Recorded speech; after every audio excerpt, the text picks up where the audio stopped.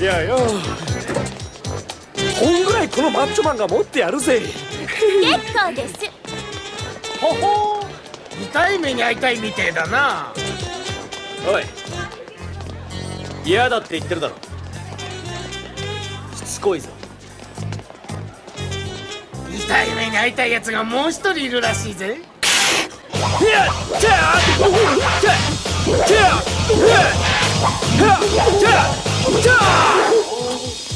いや、今日は時間がないからまたにするわ。辛く言われなくとも。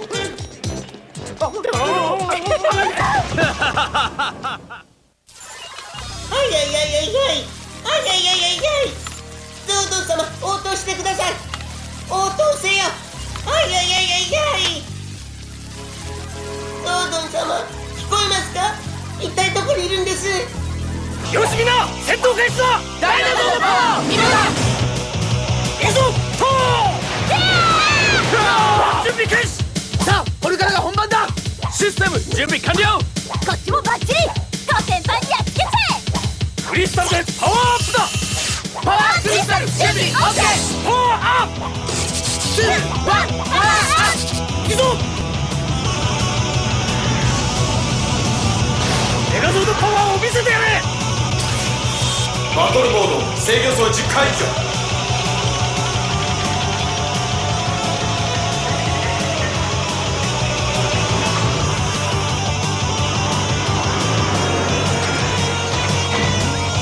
作動開始。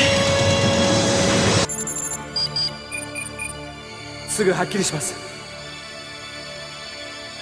嘘だろ。これはキンバリー、見て。信じられないわ。トミー。